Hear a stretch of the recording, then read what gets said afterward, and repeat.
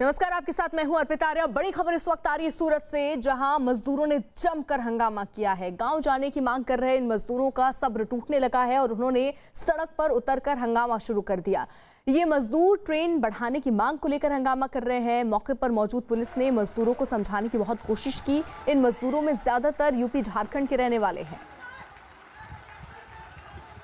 तो ये मजदूर जो बेहद गुस्से में हैं, क्योंकि ये लगातार ये मांग करते रहे कि इनको जल्द से जल्द इनके घर भेजा जाए, लेकिन जो ट्रेन चल भी रही हैं वो पर्याप्त नहीं है। ये मजदूर संख्या में ज़्यादा हैं। ये चाहते हैं कि जल्द से जल्द ट्रेन की ज़्यादा शुरुआत हो और ये मजदूर अपने घर पहुंच पाएं, और इसी को लेकर ये मजदूर सड़कों पर उतर आए हैं। इनको सड़कों का रुख करना पड़ा। सूरत की ही अलग अलग तस्वीरें हम दिखा रहे हैं, जहां पर घर भेजने की मांग ये मजदूर कर रहे हैं और ये बवाल जो है ये बढ़ता जा रहा है। हालांकि पुलिस अपने स्तर से इन लोगों को समझाने की कोशिश कर रही है, लेकिन इन लोगों का भी ये कहना है कि ना यहाँ उनके पास रहने के लिए छत है और ना खाने के लिए खाना, तो ऐसे में वो करें तो करें क्या। सूरत का हाल बदहाल होता जा रहा है। शहर में 10 लाख से ज्यादा मजदूर हैं। वो लगातार घर वापस जाने की मांग को लेकर सड़कों पर हैं। कई बार उनकी पुलिस से झड़प भी हो चुकी है। उनका कहना है कि उनके पास खाने पीने के पैसे खत्म हो गए हैं, किसी तरह की कोई मदद इनको नहीं मिल रही है। ये 4 अलग अलग दिनों की तस्वीरें हम आपको दिखा रहे हैं। यानी ये मजदूर जो हैं, एक लंबा वक्त बीत चुका है। 9, 7, 6 और ये 4 मई की तस्वीरें आप देख रहे हैं। डेट अलग आपको दिख रही होंगी, स्थितियां अलग दिख रही होंगी, लेकिन जो मजदूरों के हालात हैं देखिए वो बदले नहीं हैं। ये मजदूर अपनी मांग पर अड़े हुए हैं। ये चाहते हैं कि जल्द से जल्द इन्हें इनके घर तक पहुंचाया जाए। लेकिन देखिए सवाल ये भी है, क्या इनको कोरोना से डर नहीं लगता? निश्चित तौर पर ये मजदूर भी डरे हुए हैं कोरोना से, लेकिन इंपॉर्टेंट ये है कि इनके पास खाने और रहने के लिए कुछ नहीं है, और इसलिए ये चाहते हैं कि इनको घर भेजा जाए।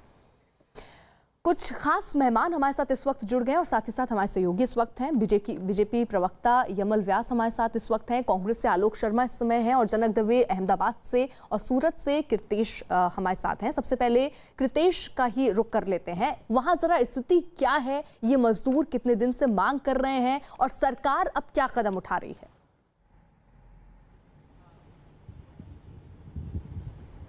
बिल्कुल, देखिए गुजरात का सूरत है, वो गुजरात की आर्थिक पाटनगर है। यहाँ पे कपड़ा व्यवसाय सबसे बड़ा उद्योग माना जाता है। यहाँ पे करीबन देखा जाए तो 20 लाख से अधिक पर प्रांत के लोग यहाँ पे काम कर रहे हैं। जिस तरह से लॉकडाउन हुआ, पिछले 40 दिनों से लॉकडाउन के चलते उनके पास ना तो पैसा है, ना तो खाने के लिए राशन है, और गाँव में अपने परिवारों की चिंता को लेकर जो प्रवासी मजदूर है वो लगातार गाँव जाने के लिए रास्ते पे उतर के कहीं ना कहीं विरोध कर रहे हैं। लेकिन जिस तरह से प्रशासन से उनको जाने के लिए ट्रेन की व्यवस्था की गई, लेकिन जिस तरह से कोरोना का कहर सूरत में बढ़ता है, लगातार पेशेंटों की संख्या बढ़ रही है, उसके चलते नगर निगम और खास करके प्रशासन ने एक ट्रेन में 1200 से अधिक लोगों को सोशल डिस्टेंस मेंटेन करके भेज रही है। सूरत जिले की बात की जाए तो 20 लाख से अधिक लोग यहाँ पे, मतलब एक साथ 20 लाख लोगों को भेजना मुमकिन नहीं है। वैसे में धीरे धीरे लोगों को अपने गांव की ओर भेज रहे हैं। वैसे इस तरह से जिस तरह भेज रहे हैं, उसके चलते लोगों का आपा फूट पड़ा है और रास्ते पे उतरकर वो लोग लगातार विरोध कर रहे हैं। क्योंकि जिस तरह से ओडिशा हाईकोर्ट का आदेश आने के बाद उड़ीसा, बिहार, झारखंड की ट्रेनें रोकी गई थी। हालांकि आज की बात की जाए तो आज उत्तर प्रदेश और बिहार की ट्रेन जा रही है। बिल्कुल, यानी जो स्थिति दिख रही है गुजरात में, मुश्किलें दिन प्रतिदिन बढ़ती जा रही हैं, जो हम देख रहे हैं। कल यानी 8 मई को अहमदाबाद में स्थानीय लोगों और पुलिस के बीच झड़प भी हुई। लोग पुलिस की सख्ती से नाराज थे। पुलिस की कोशिश है कि वो लॉकडाउन का सख्ती से पालन करवाएं, लेकिन लोगों को ये मंजूर नहीं है। लिहाजा पुलिस और लोगों के बीच झगड़ा बढ़ा। लोग सीधे पुलिस से भिड़ गए। पुलिस के सामने ऐसे हालात हो गए कि उससे आंसू गैस के गोले दागने पड़े हैं। इस झड़प में कई पुलिस वाले जख्मी हो गए। तो ये हालात हैं अहमदाबाद के। जनक हमारे साथ हैं, और जनक, ये सिचुएशन हम देख रहे हैं। एक तरफ लॉकडाउन का पालन करवाना जरूरी है, जो पुलिस करवा रही है। दूसरी तरफ ये मजदूर जिनका घर जाना जरूरी इसलिए है क्योंकि वो इंतजाम वहाँ नहीं है कि वो वहाँ रुक सके, ना उनके पास काम है, ना खाने को खाना है। वो मजदूर भी, उनके सामने तो बड़ी मजबूरी है ना, क्या करें वो?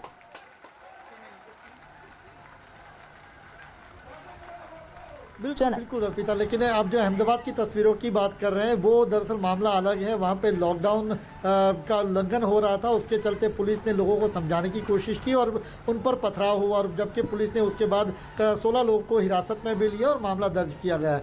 जहां तक सूरत के सवाल है तो सूरत में जाहिर सी बात है चिंता का विषय ज़रूर बना है, लेकिन सरकार की ओर से भी कोशिश ज़रूर हो रही है। 126 जितनी ट्रेनें अब तक यहाँ से रवाना की गई है पूरे गुजरात से, और अभी भी लगातार ये सिलसिला जारी है। लेकिन लोगों को भी थोड़ा संयम रखना होगा। उनकी बात निसंदेह, उनकी जो तकलीफ है वो ध्यान में रखी जा रही है, लेकिन अब लोग हैं जो माइग्रेशन जहाँ पर प्रवासी मजदूर हैं वो अब अपना संयम खो चुके हैं।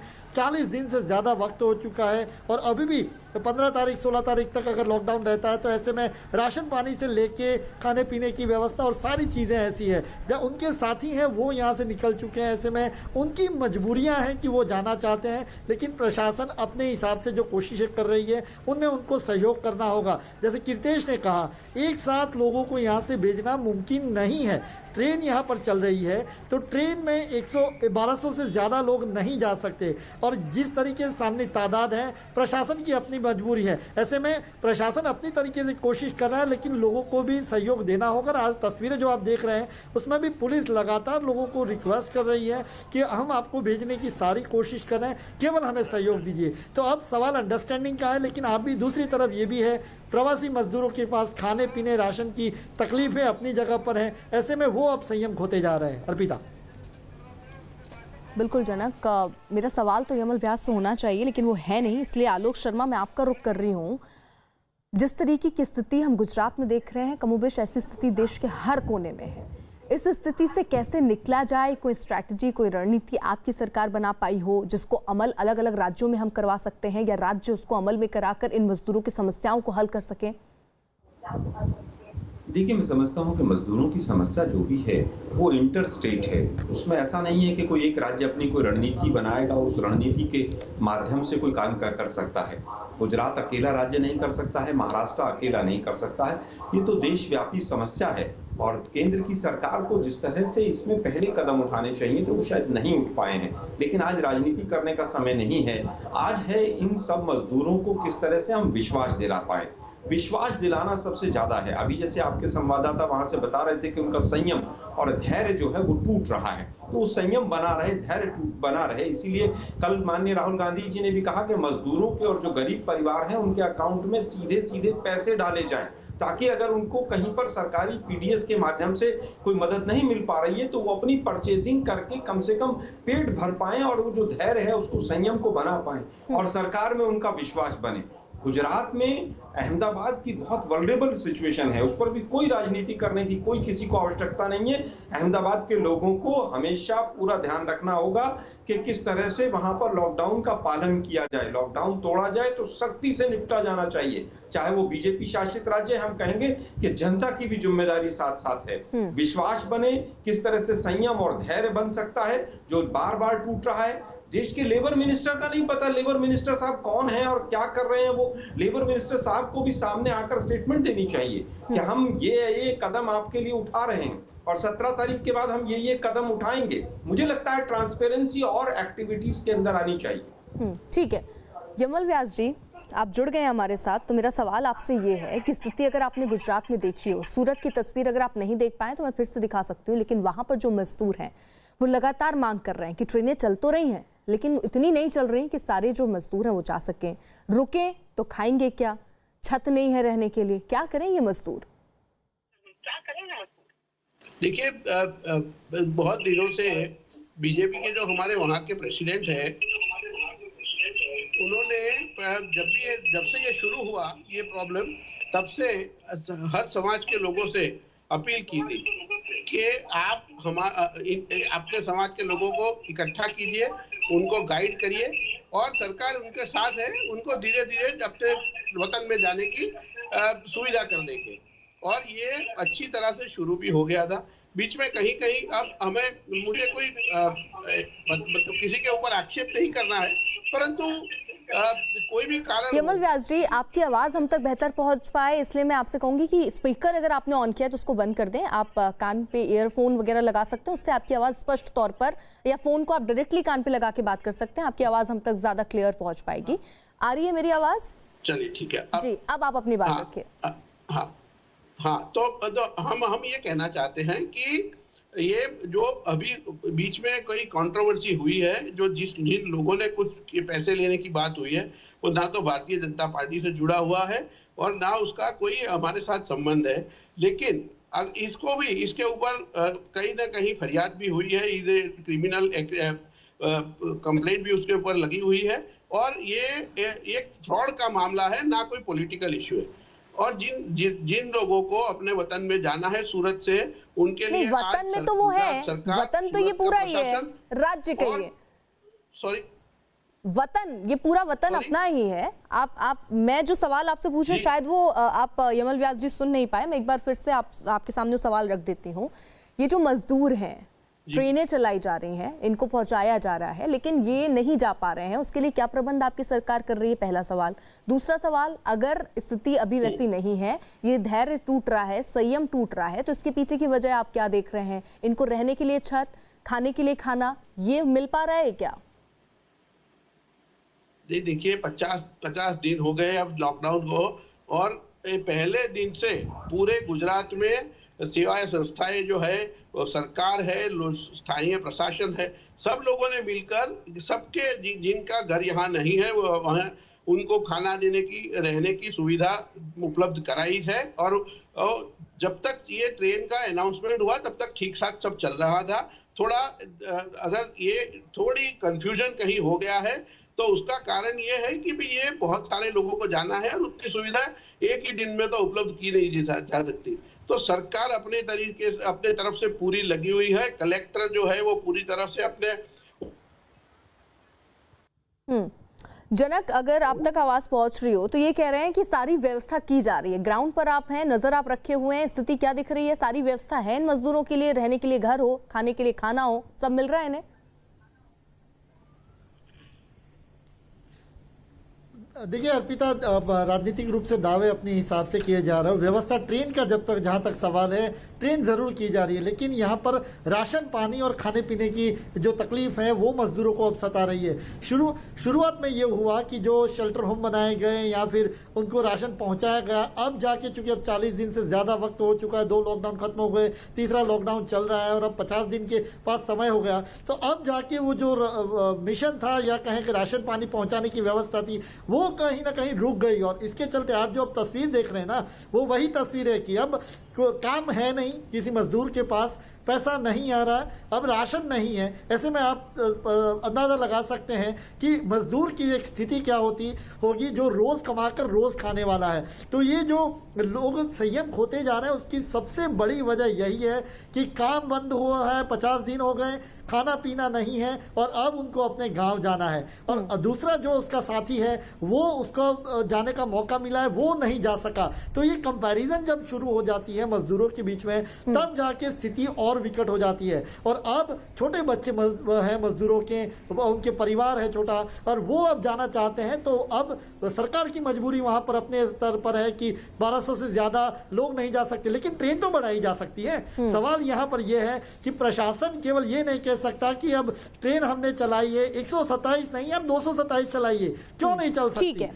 लेकिन अब ये कौन यमल व्यास जी, एक बार मैं जरा सवाल आपको बता दूं, जो जनक बहुत वाजिब सवाल उठा रहे हैं वो ये कि आप कह रहे हैं कि दिक्कतें अपने हिसाब से, क्योंकि एक साथ हम इतने लोगों को नहीं भेज सकते, 1200 लोग एक ट्रेन में बैठेंगे, लेकिन ट्रेनों की संख्या तो बढ़ाई जा सकती है। उसके साथ ही साथ दावे और वादे बहुत किए जा रहे हैं, लेकिन जमीनी स्तर ये है कि ये जो बेचारे मजदूर हैं, जिनका पूरा परिवार है, छोटे छोटे बच्चे हैं, इनको वाकई खाने को नहीं मिल रहा है, इनको वाकई रहने की जगह नहीं है। आपने उनसे पूछा? जी यमल जी, आपसे। तो मैं बताऊं आपको कि गुजरात सरकार ऑनलाइन बेसिस पे रेलवे मंत्रालय के साथ लगी हुई है, उनके साथ ट्रेन के लिए रिक्वेस्ट पड़ी हुई है, और वो रेलवे मंत्रालय भी अपना जितनी ट्रेन हो सके वो मुहैया कर रही है। लेकिन इसमें सवाल यह है कि गुजरात से जाने वाले लोगों की संख्या किसी भी और राज्य से जाने वाले लोगों से बहुत ज्यादा है। तो और ये इतने लोग गए हैं गुजरात छोड़ करके अपने अपने वतन में, तो गुजरात सरकार का जो काम है वो पूरे देश के रिलेशनशिप में आप ले लीजिए, सबसे अच्छा काम हुआ है, और हम कोशिश कर रहे हैं इससे भी अच्छा हो, और एक भी जाने वाला कोई बाकी ना बचे 1, 2, 3, 4 दिन में। ऐसी कोशिश कर रही है गुजरात सरकार। लेकिन यमल व्यास जी, जैसा आप कह रहे हैं 50 दिन देखिए हो गए हैं, इन मजदूरों के सामने ये भी तो चुनौती है, इनके पास कमाने के लिए कुछ नहीं है, खाने के लिए कुछ नहीं, वो व्यवस्था इन तक जमीन तक नहीं पहुंच पा रही है। सिर्फ कह देने से अगर इनको मिल जाता तो कोई इंसान इतना सड़क पर इतने दिन से हंगामा क्यों करेंगे ये मजदूर? अगर इनको खाने को मिलता, इनके परिवार, इनके बच्चों को 2 वक्त का खाना मिल जाता तो।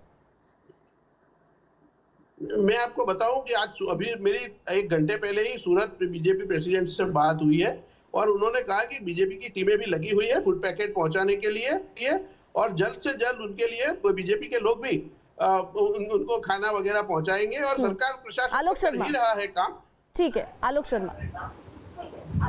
देखिए, मैं समझता हूं कि ये बहुत बड़ी व्यापक समस्या है। बीजेपी के कुछ लोग जाकर किसी को पैकेट दे देंगे, उससे समस्या सॉल्व होने वाली नहीं है। सबसे पहले अभी पूरी तरह से केंद्र सरकार को आकलन करना होगा कि कौन कौन से कितने मजदूर कहां पर फंसे हुए हैं और उसके लिए कितनी ट्रेनों की आवश्यकता है और वहां पर स्क्रीनिंग और टेस्टिंग प्रॉपर होनी चाहिए। आज का जहां का मामला है हजीरा का सूरत के पास, वहां 3 गांवों में मात्र 37,000 लोग रुके हुए हैं। 37,000 लोगों की अभी तक 1 महीने में 1.5 महीने में टेस्टिंग हो जानी चाहिए थी, वो भी नहीं हो पाई है। चलिए कोई बात नहीं, उसके बाद भी अभी लेबर मिनिस्ट्री को एक राष्ट्रव्यापी अपना एक व्हाइट पेपर लाना चाहिए कि हमारी क्या योजना है माइग्रेंट लेबर्स को। लेकिन दुर्भाग्य है कि लेबर मिनिस्ट्री की तरफ से अभी तक कोई कागज नहीं आया है। कर्नाटका गवर्नमेंट का जो फैसला आया था कि हम यहां से ट्रेन नहीं चलने देंगे, उसके बाद से पूरे देश में कहीं ना कहीं एक निराशा रही और कहीं ना कहीं एक क्वेश्चन मार्क लगा मजदूरों के दिमाग में कि कहीं ऐसा ना हो गुजरात महाराष्ट्र से भी ट्रेनें चलनी बंद हो जाएं।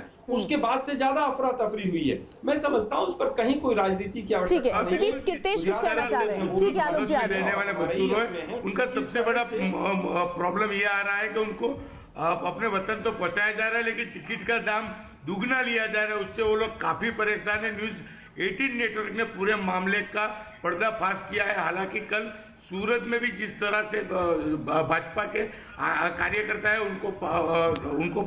उनका वीडियो वायरल हुआ है, कहीं ना कहीं जो लोगों ने टिकट बुक कराई थी वो लोग टिकट मांगने गए तो उनके ऊपर हमला कर देने की 2 वारदातें सामने आई है। जिस व्यक्ति ने पूरा मामला का पर्दाफाश किया है, सोशल मीडिया में वीडियो वायरल किया, उसको उसके घर जो किराए का घर है उसको कहीं ना कहीं उसके घर से निकाल दिया गया है।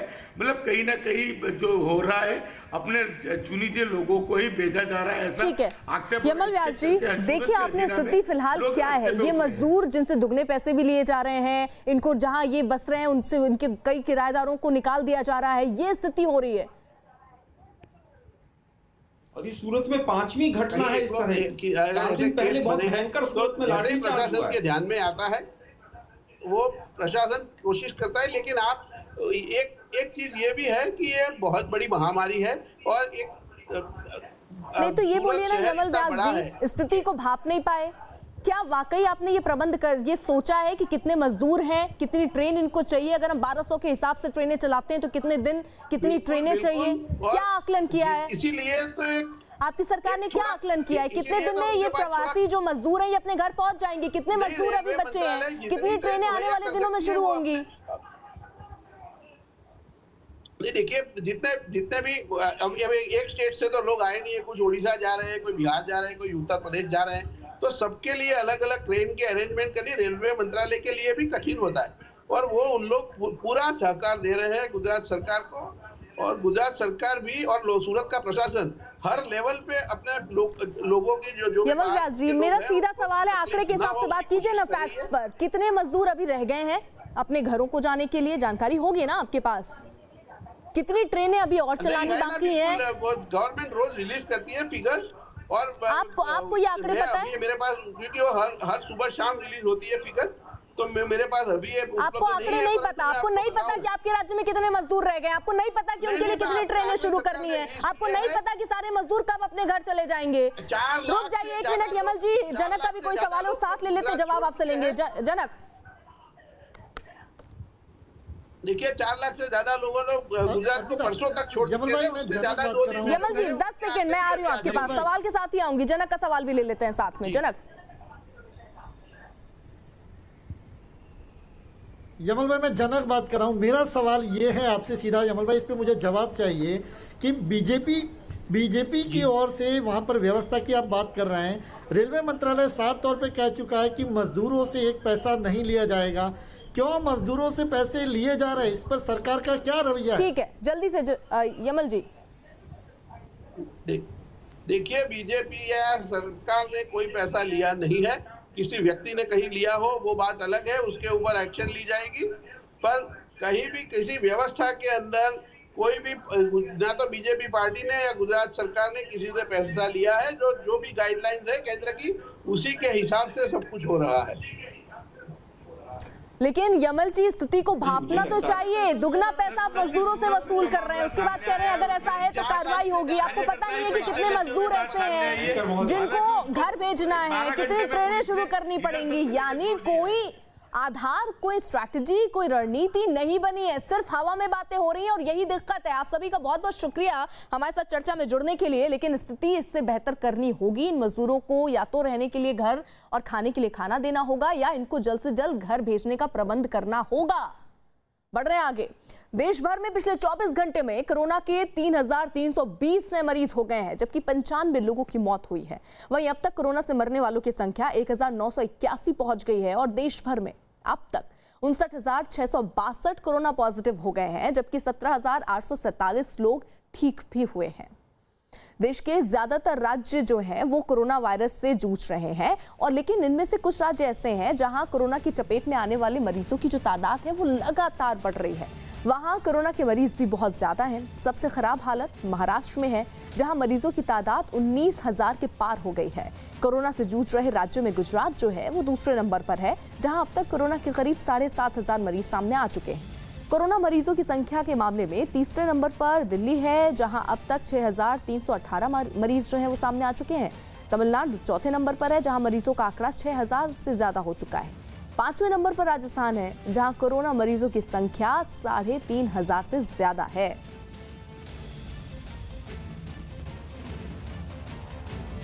कोरोना वायरस के कहर से पूरी दुनिया बेहाल है। दुनिया के 185 देश इस वक्त कोरोना की महामारी की चपेट में है, लेकिन कुछ देशों में जो हालात हैं वो बहुत ज्यादा खराब है। और ऐसे देशों में पहले नंबर पर अमेरिका है, जहां कोरोना के कुल मरीज 12 लाख के ऊपर हैं। वहीं दूसरे नंबर पर स्पेन है, जहां कोरोना के मरीजों की तादाद 2 लाख से भी ऊपर है।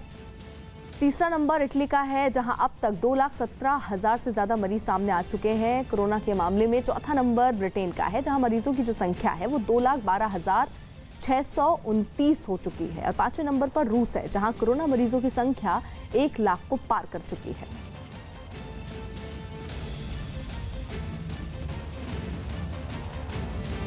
गुजरात में कोरोना के बढ़ते मरीजों और मौत के मामलों के बीच एम्स के निदेशक डॉक्टर रणदीप गुलेरिया सहित विशेषज्ञों की एक टीम अहमदाबाद में मौजूद है।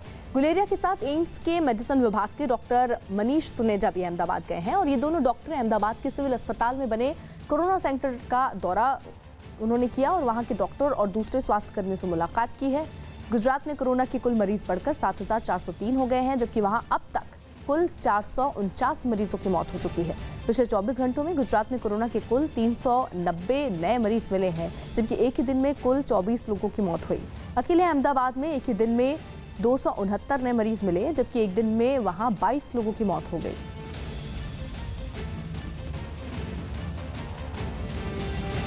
और इसी बीच बड़ी खबर आ रही है नोएडा से, जहां 24 घंटे में कोरोना से दूसरी मौत हुई है। मरने वाले की उम्र 62 साल थी और उन्हें कल रात ही अस्पताल में भर्ती करवाया गया था। उनके परिवार के सभी लोगों को अस्पताल में क्वारंटीन कर दिया गया है। तो ये नोएडा में दूसरी मौत का मामला, हालांकि जो उम्र बताई जा रही है वो 62 की बताई जा रही है। उन्हें कल ही रात में अस्पताल में भर्ती कराया गया था। उनके परिवार के जो सभी लोग हैं, एहतियात के तौर पर उनको भी क्वारंटीन कर दिया गया है, और उनका टेस्ट भी अब होगा कि कहीं उनमें से कोई पॉजिटिव तो नहीं है। तो बड़ी खबर ये नोएडा से है, जहां 24 घंटे में कोरोना से दूसरी मौत हो गई है। मरने वाले की उम्र जो है वो 62 साल थी।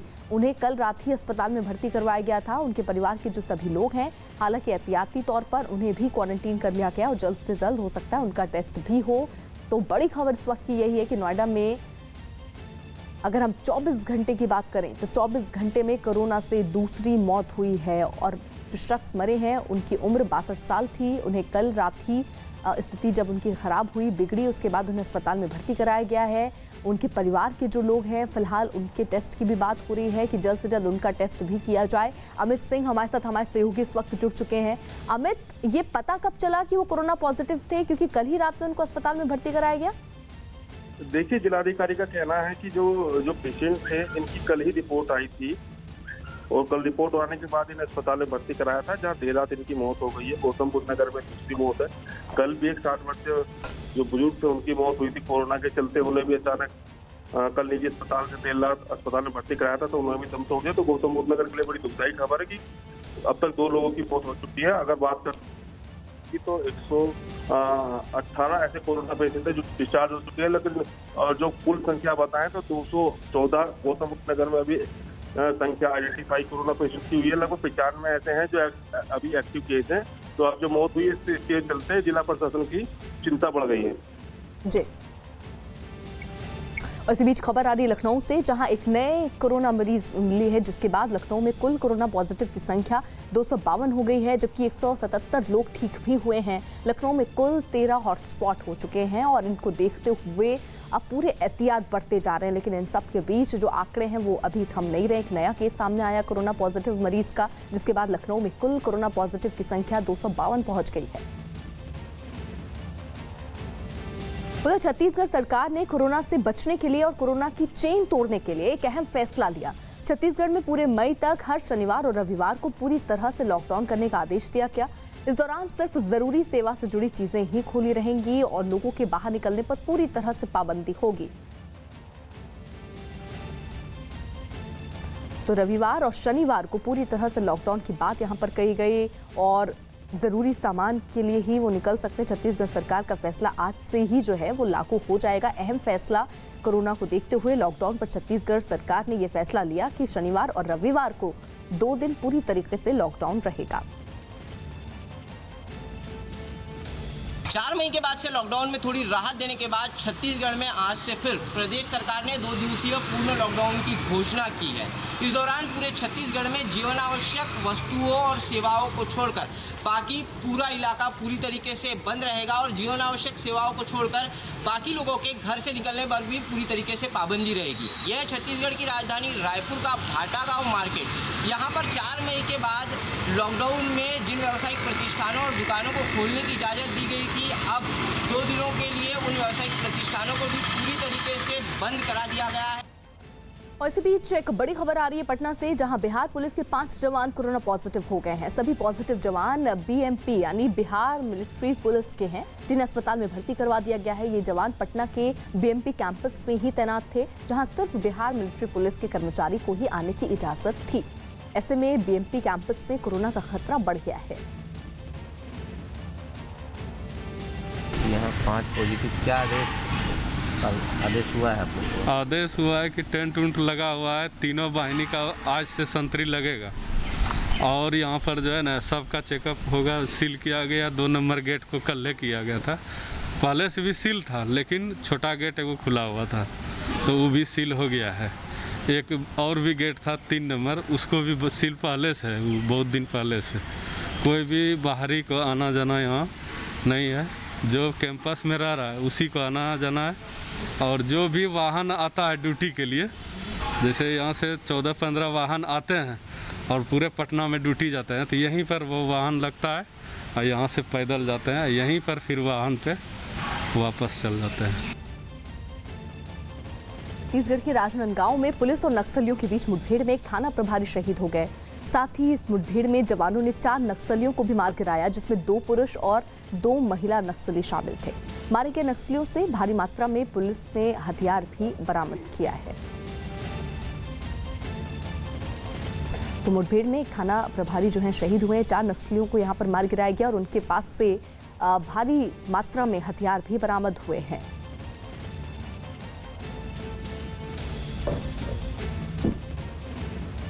गांव के लेफ्ट साइड से जो कॉर्डन श्याम किशोर शर्मा लगा रहे थे, उनकी पार्टी के साथ नक्सलियों की जो पार्टी तब निकल रही थी शायद खाना खा के, उनका आमना सामना हो गया और फायरिंग की। उन लोगों ने की तरफ से। उसके बाद फिर जवाबी फायरिंग हुई श्याम किशोर शर्मा पार्टी की तरफ से, तो शुरुआत में 2 नक्सली ढेर हो गए, लेकिन उसी गोलीबारी में उनकी तरफ से श्याम किशोर शर्मा चूँकि कॉर्डन लगा रहे थे, उस समय ओपन पैच में थे, कोई आड़ नहीं थी, तो उनको भी एक बुलेट लगी। उधर मुंबई में कोरोना संकट के बीच बीएमसी के कमिश्नर प्रवीण परदेसी का तबादला कर उन्हें शहरी विकास विभाग में भेज दिया गया है। उनकी जगह इकबाल चहल को बीएमसी का नया कमिश्नर बनाया गया है। मुंबई में कोरोना के मरीज तेजी से बढ़ रहे हैं। वहाँ एक ही दिन में कोरोना के 748 नए मरीज पाए गए और जिसके बाद सिर्फ मुंबई में कोरोना के मरीजों की संख्या बढ़कर 11,967 हो गई है। वहीं मुंबई में कोरोना से 24 घंटे में 25 लोगों की मौत के बाद मरने वालों का आंकड़ा बढ़कर 462 हो गया है। यही नहीं, वहाँ एशिया की सबसे बड़ी झुग्गी बस्ती धारावी में भी कोरोना से हालात बदतर हो गए हैं। इस बीच कांग्रेस नेता संजय निरुपम ने सरकार के इस फैसले पर पीट कर सवाल खड़े किए हैं।